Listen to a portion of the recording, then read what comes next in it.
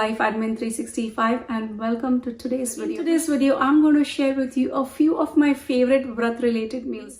So stick around and watch what I'm going to share. First on the list is sweet version of Upvas Kachori or stuffed potato balls that I'm going to make in as less ghee as possible. To prepare the outer shelf, I have 1 cup sabudana or tapioca pearls, 5 to 6 boiled and peeled medium-sized potatoes, 2 to 3 tablespoons of ghee for cooking, 1/4 cup roasted and ground peanuts, 6 to 7 finely chopped green chilies, 2 teaspoons freshly grated ginger, 2 tablespoons of chopped cilantro, and 1 teaspoon of rock salt or senda namak as per taste. For stuffing, I have 1/4 cup of coconut flour.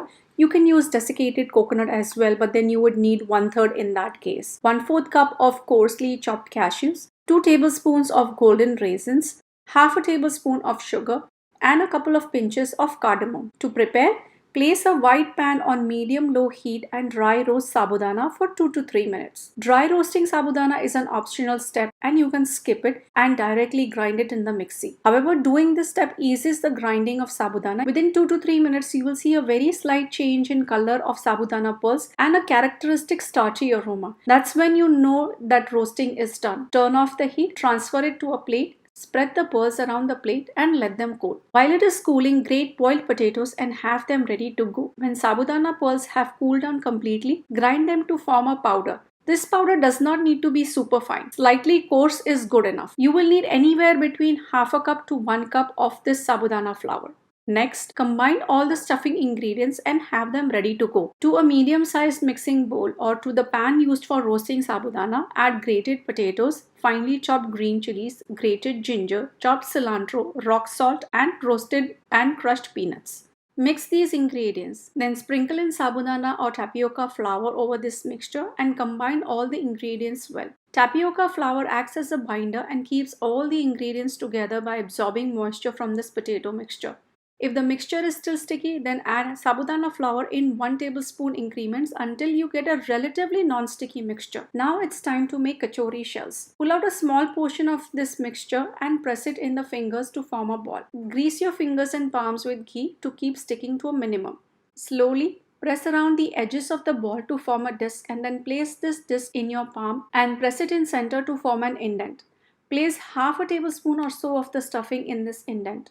Then close the disc over the stuffing by gently pulling its edges and sealing it shut. Try to get this outer cover as smooth as possible. If needed, lightly moisten your fingers with water or ghee to smoothen it over. I am going to set a production line where I am going to portion out the dough to make the balls first. I'm going to grease and re-grease my fingers with ghee as needed. Then prepare the discs from these balls. When all the discs are ready, then take each disc and add stuffing and then close in on the filling and seal it shut. When all are prepared, gently press and turn around each stuffed ball in your palms to firm it up a little bit more. Doing this is an insurance against cracking or splitting of the shells.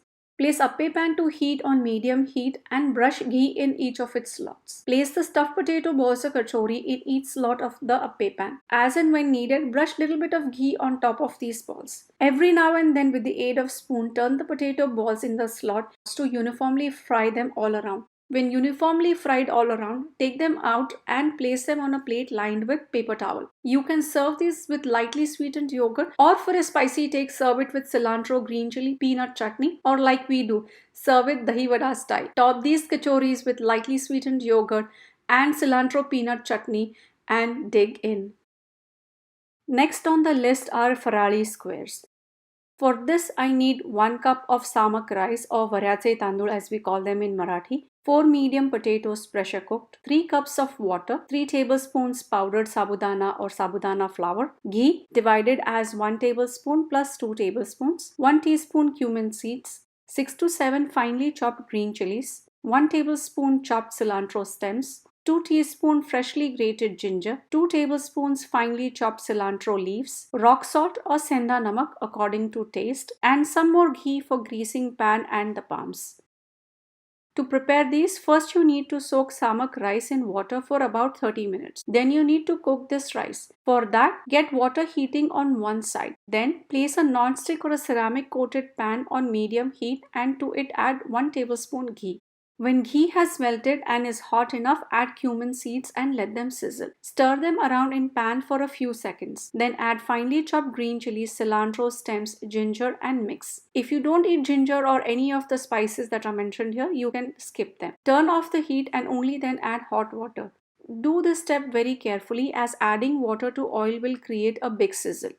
Then add salt for your taste, turn on heat to medium and let water simmer, stirring the contents once. In that time, drain off excess water from samak rice and have it ready. When water starts simmering, add samak rice and give everything a good stir. Initially, it will look like a sloppy porridge, but as it starts soaking up water, it will firm up. Add chopped cilantro and mix well. Cook covered for good 3 to 4 minutes. Uncover and stir to see how far the samak rice has cooked. It's still on the sloppy side and needs to be cooked for another 3 to 4 minutes. Uncover and stir to check once more. It's cooking well, but it's still on the softer side and needs to be cooked some more. We are looking for a super soft texture, but not something which is sloppy. Looks like almost all of the water has been soaked up. Turn off heat and start mashing samak rice with spatula. We are mashing the rice because we want a smooth textured rice and not granular rice. Cool to room temperature. When samak rice is cool enough to handle, mix it well. You can see that it has firmed up well and is not sloppy at all. Add the remaining ingredients. Add boiled and grated potatoes.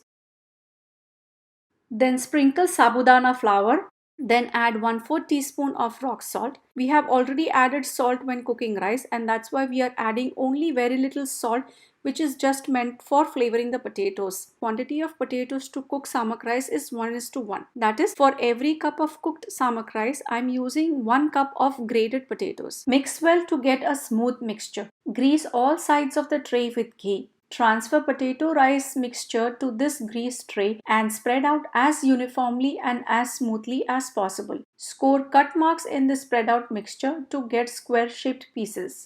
Cover it with plastic wrap and refrigerate it for at least 20 to 30 minutes. I am doing this to set the mixture well and make it easier for me to cut out the pieces. Take out the tray from the refrigerator and remove the plastic wrap and cut out the pieces. Taking out the first piece is always a little bit tricky as there isn't much room for the knife to maneuver around. But once it's taken out, remaining pieces come out much quicker. Place a griddle or shallow frying pan on medium heat and brush it with ghee.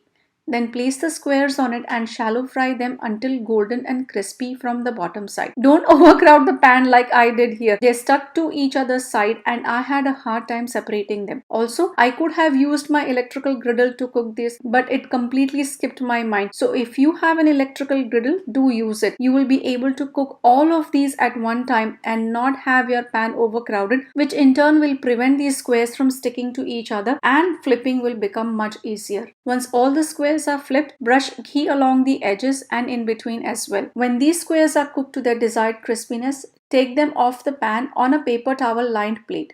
Serve along with hot cilantro chili chutney. Enjoy them while they are still warm and crispy. And last on this list is dry dates kheer or kharik kheer. Ingredients are 2 tablespoons finely powdered kharik or dry dates. This is readily available in US Indian stores. 1 tablespoon crushed jaggery. 1 tablespoon coarsely chopped cashew, 1/4 teaspoon cardamom powder, a pinch of grated nutmeg, a few strands of saffron, 2 tablespoons ghee, 1.5 to 2 cups of full-fat milk at room temperature. To prepare, place a ceramic coated pan on low-medium heat. To it, add ghee and gently roast cashew pieces. It doesn't take long for cashew pieces to go from pale to golden brown, so keep your eye on them. When cashews are lightly golden, turn heat to its lowest setting. When ghee has cooled down a little, add kharik powder and roast it gently for a minute or two. Make sure the heat is low to prevent kharik powder from burning. When you see kharik powder swelling and getting sticky, then you add room temperature milk in 3 parts. Adding milk in parts is preferred to avoid kharik powder from clumping. Add 1 part of milk, stir it well with the pan contents, then add another part, mix well, then add the last part and give everything a good stir. Increase heat to medium or medium-high and bring milk to boil, all the while constantly stirring the mixture. When milk starts boiling, lower heat to medium-low, add jaggery and mix well. Let it simmer for 3 to 4 minutes. Turn off the heat and move pan away from heat. Let cool for 5 to 10 minutes. Then add powdered cardamom and nutmeg and stir well. Transfer warm kheer to a serving bowl. Garnish it with slivered almonds and golden raisins. Serve warm. Thank you so much for watching today's video. If you like this video, do give it a big thumbs up and consider subscribing to my channel if you haven't already done so. And have a happy and a blessed Navratri season.